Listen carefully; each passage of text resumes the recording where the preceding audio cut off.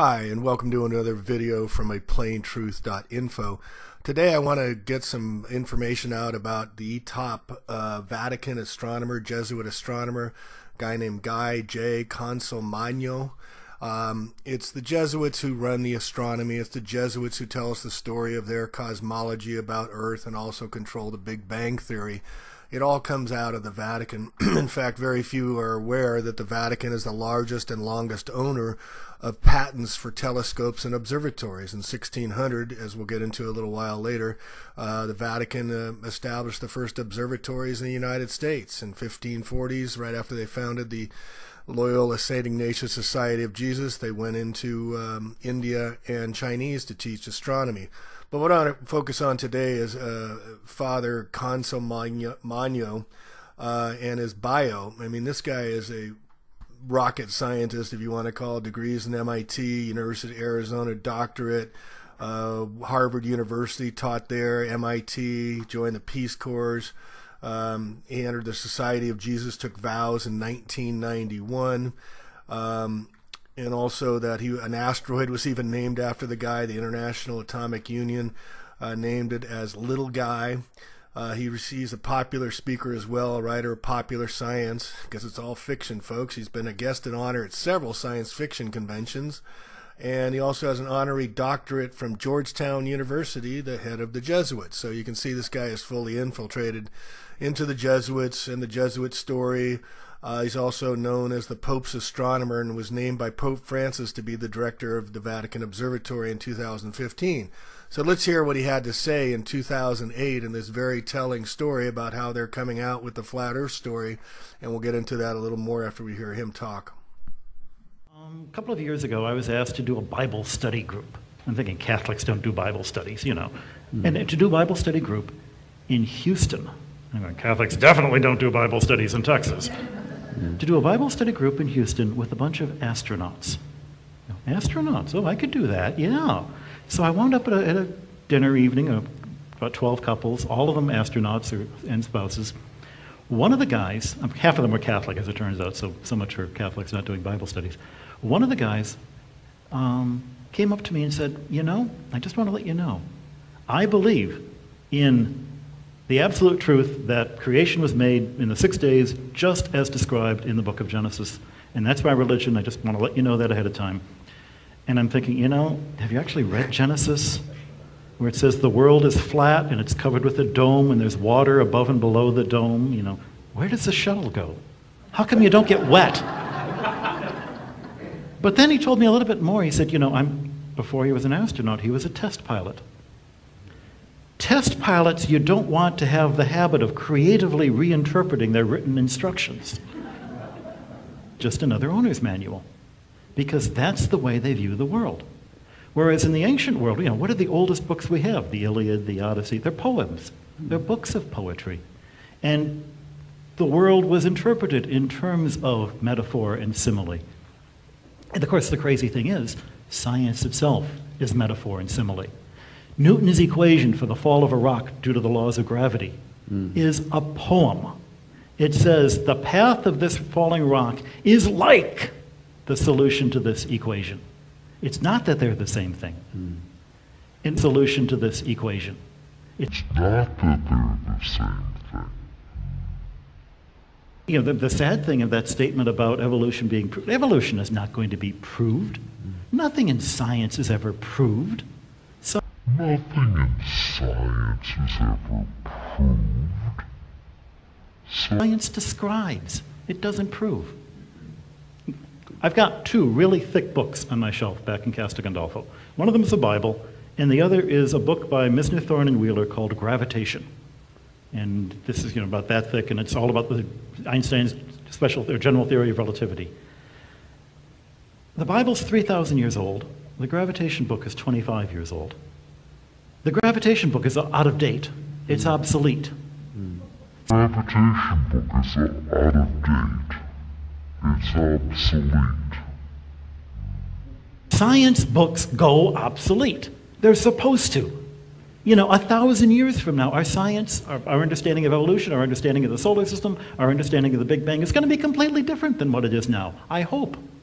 Are you saying, though, that then the problem is that on one level science is dominated by these kind of fundamentalist techies who can't read a text other than in a fundamentalist way? There is an element of that. I wouldn't say it's dominated by it. Yeah. Because the funny thing is most religious people are not arch creationist fundamentalists. Most evangelicals are not. But those are the ones you see on TV. You know, the sad thing of that statement about evolution being proved, evolution is not going to be proved. Nothing in science is ever proved. So I'm thinking, you know, have you actually read Genesis?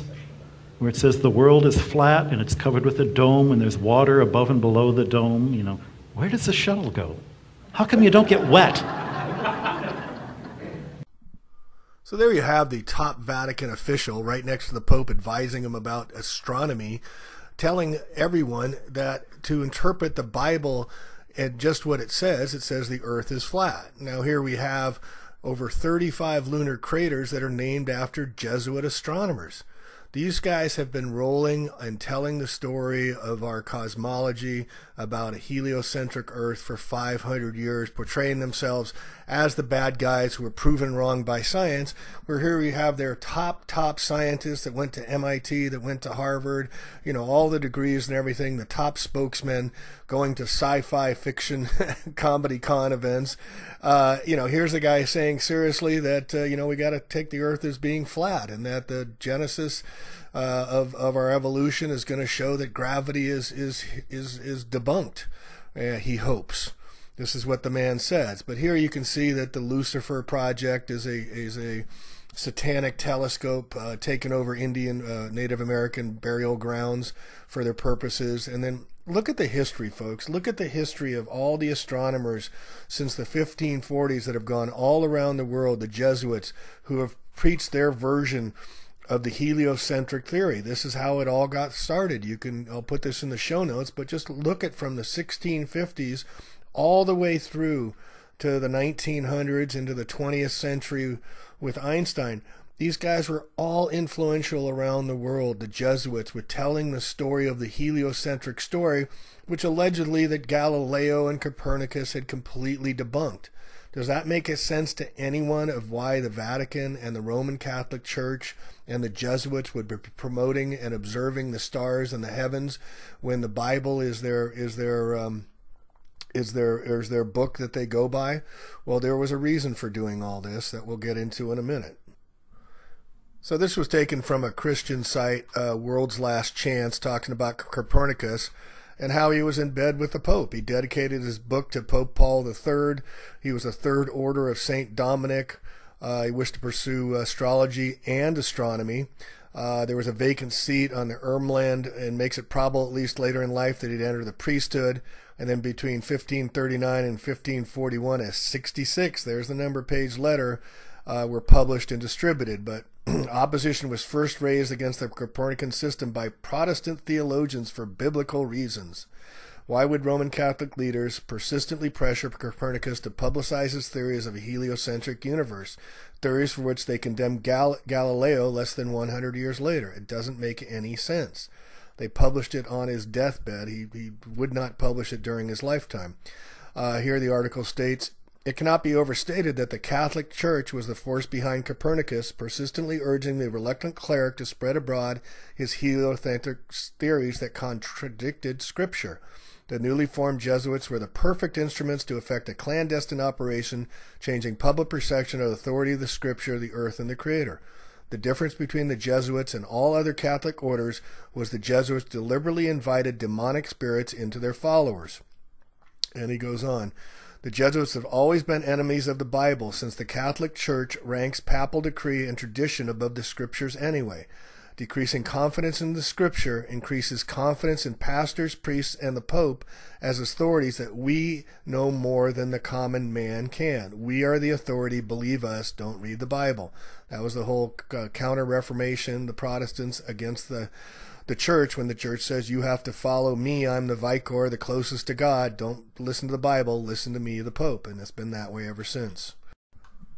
So here we have massive evidence starting back from the mid-1600s or 1550s all the way through today where the Jesuits are controlling the narrative about space.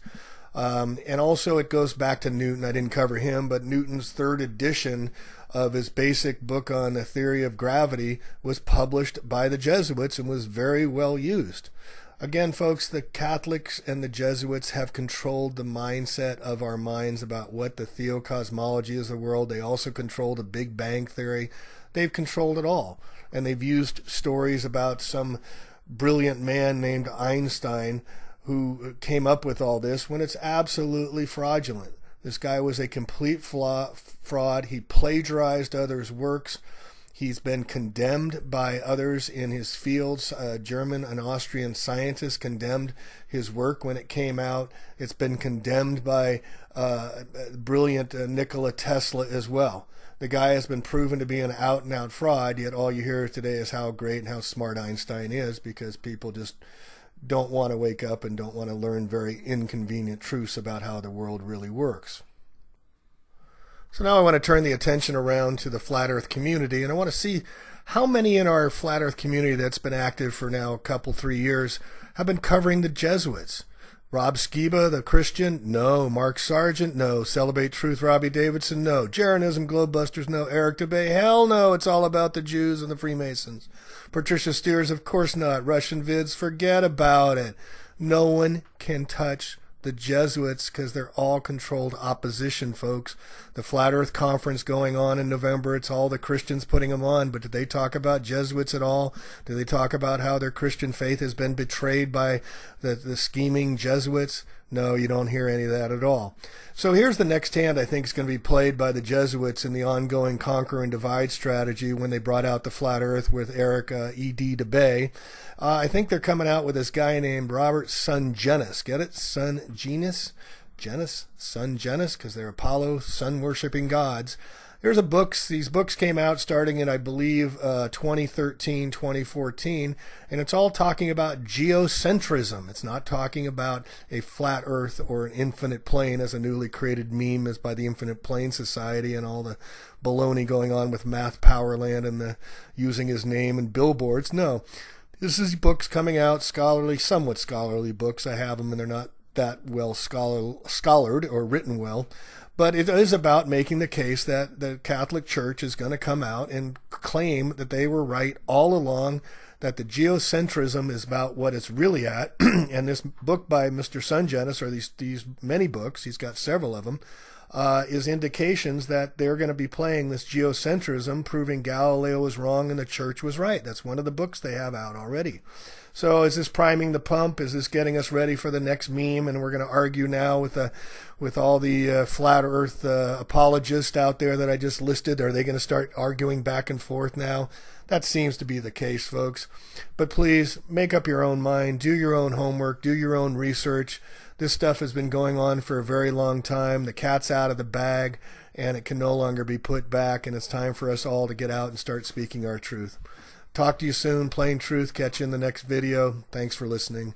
Oh, and one other thing I wanted to mention is those of you who don't think that the world is controlled by the Vatican, I want you to Google or look up the founding of Washington, D.C., which I'm coming up with in the next video, because no one knows the founding of Washington, D.C. It used to be named Rome, Maryland. Yes, Rome, Maryland used to be the name of Washington, D.C., the city of Rome, before it was turned into Washington, D.C. by John Carroll, the Jesuit who founded Georgetown.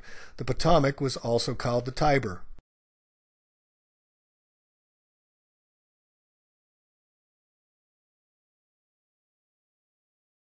Humans, for the most part, don't have a clue. They don't want one or need one either. They're happy. They think they have a good bead on things. Well, why the big secret? People are smart. They can handle it. A person is smart. People are dumb, panicky, dangerous animals, and you know it.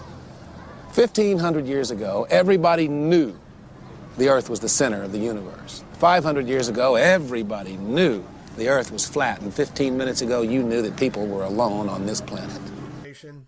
I wanted to announce my book launch today, Flat Earth Investigations into a Massive 500-Year Heliocentric Lie.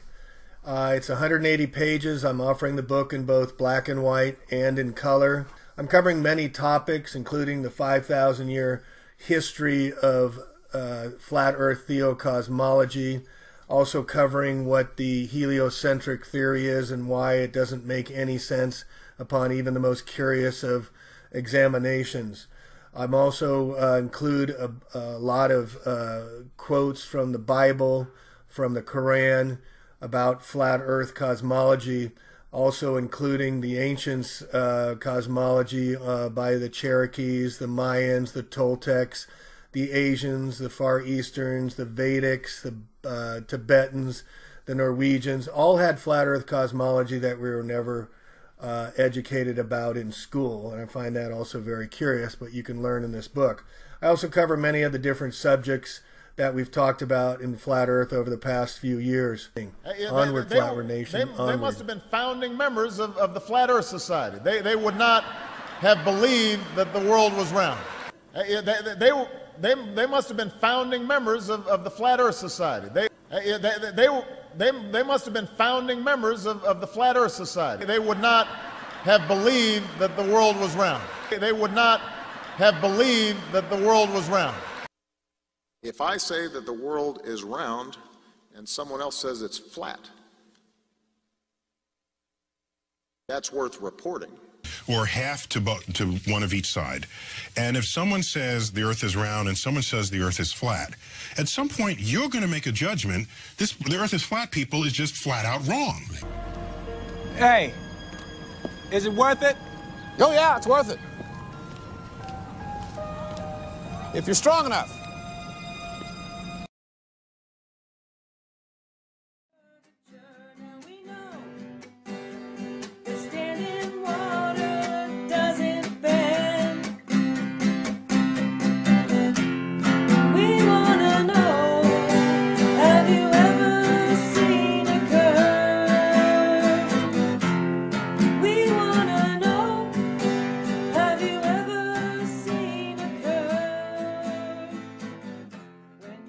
So that an asteroid was even named after the guy. The International Atomic Union named it as Little Guy. He's a popular speaker as well, a writer of popular science, because it's all fiction, folks. He's been a guest in honor at several science fiction conventions. And he also has an honorary doctorate from Georgetown University, the head of the Jesuits. So you can see this guy is fully infiltrated into the Jesuits, and the Jesuits focus on today is Father Consolmagno and his bio. I mean, this guy is a rocket scientist, if you want to call it, degrees in MIT, University of Arizona, doctorate, Harvard University, taught there, MIT, joined the Peace Corps. He entered the Society of Jesus, took vows in 1991, and also, hi, and welcome to another video from aplanetruth.info. Today I want to get some information out about the top Vatican astronomer, Jesuit astronomer, a guy named Consolmagno. It's the Jesuits who run the astronomy. It's the Jesuits who tell us the story of their cosmology about Earth and also control the Big Bang Theory. It all comes out of the Vatican story. He's also known as the Pope's astronomer and was named by Pope Francis to be the director of the Vatican Observatory in 2015. So let's hear what he had to say in 2008 in this very telling story about how they're coming out with the Flat Earth story, and we'll get into that a little more after we hear him talk. A couple of years ago, I was asked to do a Bible study group. I'm thinking Catholics don't do Bible study. In fact, very few are aware that the Vatican is the largest and longest owner of patents for telescopes and observatories. In 1600, as we'll get into a little while later, the Vatican established the first observatories in the United States. In 1540s, right after they founded the Loyola St. Ignatius Society of Jesus, they went into India and Chinese to teach astronomy. But what I want to focus